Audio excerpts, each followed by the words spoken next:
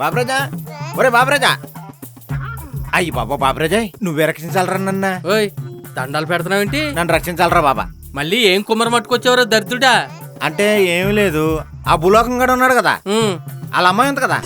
ఆ అమ్మాయిని ఏం చేసేవారో కొంప తీసి. అయ్యి బాబా, వాళ్ళ అమ్మాయిని నేనేం చేయలేదు. వాళ్ళ అమ్మాయికి పసుపు కుంకాలు తీసుకుంటున్నారు. ఇలాగా ఎంక్వైరీకి వచ్చారు మన దగ్గరికి. భూలోకం గడి గురించి అడిగారు.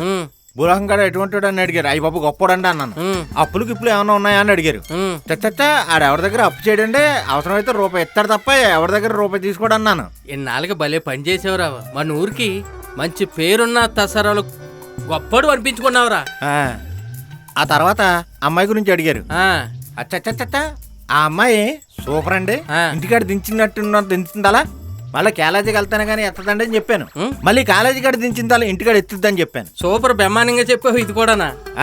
మంచి గుణమతండి అని చెప్పా. తర్వాత వాళ్ళు అడిగినన్నిటికి చెప్పాను. అడగని దానికి కూడా ఒకటి చెప్పాను. అడగిన దానికి ఏం చెప్పావురా? అంటే గుణవతే కాదండి, అమ్మాయి గర్భవతి కూడా అని చెప్పాను. గర్భవత? అలాగే ఎవడన్నా చెప్తాడురా? అంటే నిజమే చెప్పాను కదా బావా. నిజం చెప్తే అరే ఇప్పుడు నాకేం చేస్తావో తెలీదు బావా.